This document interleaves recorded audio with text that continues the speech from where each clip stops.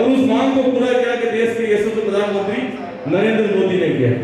देश सैनिकों के प्रति सम्मान के लिए प्रत्येक राज्य के अंदर और लगभग प्रत्येक जिले के अंदर एक सही स्मारक का निर्माण होना चाहिए। उसकी नींव किसी रखी कि देश के प्रधानमंत्री नरेंद्र मोदी जी ने रखी।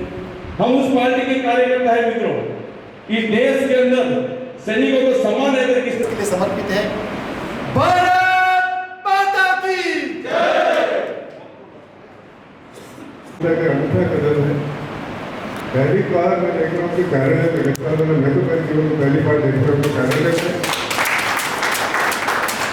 मुझे भी लगभग 30 साल हो गए पार्टी का काम लगातार सक्रियता से करते हुए, परंतु कार्यालय में बुलाकर पहली बार हमारे आर्मी के लोगों का सम्मान किया। इसके लिए एक बार जोरदार तालियों का युवा मंच को पहले मुझे भी दौरा हमारे जिले के अध्यक्ष प्रधान चुके हैं, उनका भी एक बार जोरदार तालियों से अभिवादन करेंगे। लेकिन एक बात निवेदन, महेंद्र जी ने बहुत अच्छा विषय रखा कि पाकिस्तान के अंदर जाकर पाकिस्तान को सफाई सिखाना है, इसके बदले में 1 रैंक 1 पेंशन इस प्रकार का जो फौजियों से संबंधित आग्रह कई वर्षों से पेंडिंग पड़ा था।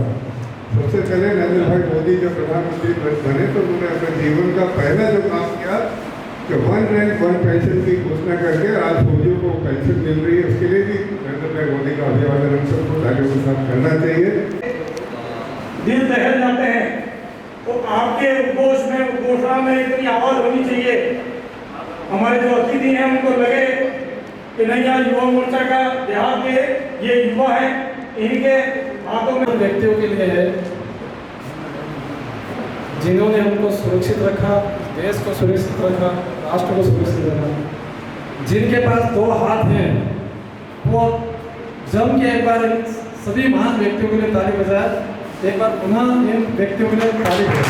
समय निकाला, आप हम सब कई राजनीतिक मंच हो गया जरूर भाषण देंगे, लेकिन आप समय निकाला उसके लिए मैं आपको तहे दिल से स्वागत और अभिनंदन करता हूँ। जय हिंद, जय भारत।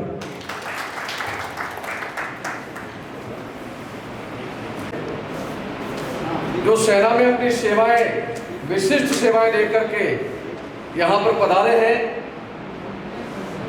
और उनके अनुभव सुनने की हमारी सबकी इच्छा है, इसलिए मैं अपनी बात बहुत लंबी नहीं करके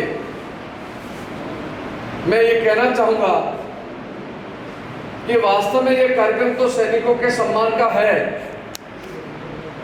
लेकिन आपका सम्मान करते हुए हम अपने आप को गौरवान्वित महसूस कर रहे हैं। ये हमारे लिए सौभाग्य है। भारतीय जनता पार्टी का सदस्य आज ये कार्यक्रम करे या ना करे, लेकिन हम जो भारतीय जनता पार्टी के माध्यम से देश सेवा में के काम में लगे हुए हैं, हम सदैव जहां पर भी बैठे हैं और जब भी काम करते हैं तो हमें आपके किए हुए कार्यों पर हमेशा गर्व महसूस होता है। से ही ये देश बचा हुआ है और भारत की सेना आज तक कभी पीछे नहीं हटी है। और तो भारत की सेना ने अभी जो इस नरेंद्र जी मोदी साहब के आने के बाद में प्रधानमंत्री जी मोदी साहब के आने के बाद में जो वास्तव में जो कार्य किया है सेना वालों ने, और वो कार्य भूतों में भविष्य में कभी देखने को नहीं मिला है। 2020 मार्च में, वैसे तो ये बीमारी जनवरी में डिटेक्ट हुई थी और 22 मार्च को जनता कर्फ्यू लगाया था और 25 मार्च 2020 को लॉकडाउन प्रथम, सेकंड, थर्ड और फोर्थ, यानी कि मार्च से लेके 31 मई तक पूरा देश और दुनिया देश में लॉकडाउन की घोषणा हुई, लॉकडाउन की पालना हुई।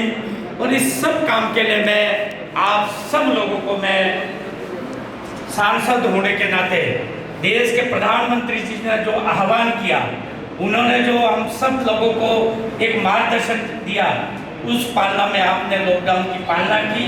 और आज अनलॉक होने के बाद आज अप्रैल की 8 तारीख है और आज कोरोना वैश्विक महामारी की ये सेकेंड लहर चल रही है दुनिया में।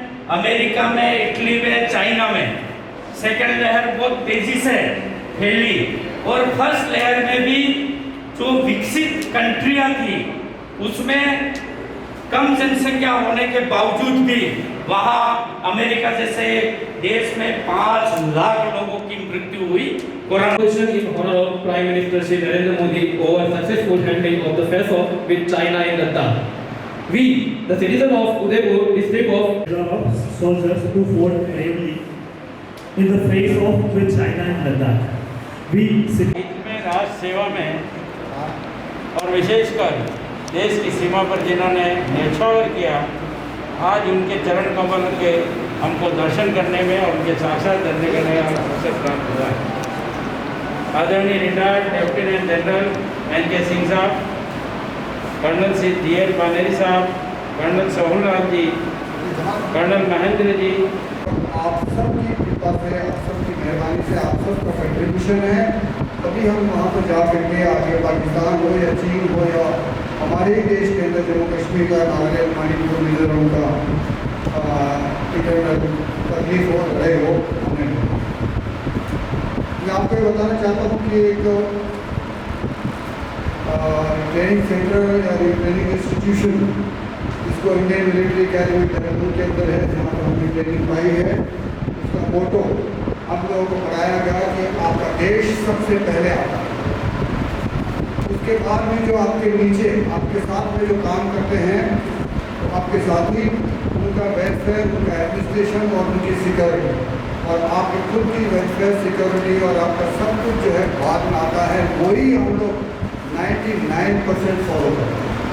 हफ्ते भर पहले मुझे किसी ने पूछा था, तो मैंने कहा ठीक है कर लीजिए, लेकिन जो सरकार के अपने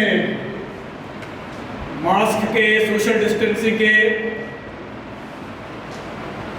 नॉर्म्स हैं उनको जरूर फॉलो किया जाए। और भी सज्जन लोग बहुत आ सकते थे, लेकिन मैंने ही इंसिस्ट करा था कि देखो अगर अपने कुछ नियम है आजकल तो उनको फॉलो करना चाहिए। हम फॉलो करेंगे तो बाहर भी लोग इसी तरह रूल्स को फॉलो करते हुए, ये जो एक बीमारी है इससे निजात पा सकते। मैं उसको थोड़ा और ग्राउंड लेवल पर लाकर भी बोलूँगा, उसके बाद मैं अपने मुख्य टॉपिक पर आऊँगा। सांसद महोदय ने कहा था कि कोई भी प्रॉब्लम होता है किसी भी सैनिक को, भूतपूर्व सैनिक को, तो उनको अवगत कराया जाए और वो जरूर उसका कुछ ना कुछ समाधान करेंगे। यही पॉइंट अब सांसद महोदय तो दिल्ली में होंगे, कोई और जयपुर में होंगे, ग्राउंड पर अपने लिए भारतीय जनता युवा मोर्चा के जो नुमाइंदे हैं या बीजेपी के जो नुमाइंदे यहाँ पर, वो अब हमारे को या मेरे भाइयों को वो तसल्ली होनी चाहिए कि मेरे घर में या मेरी कॉलोनी में अड़ोस पड़ोस में कौन रहता है, मैं उनसे मिल लूँ तो शायद इसका कुछ हो जाए।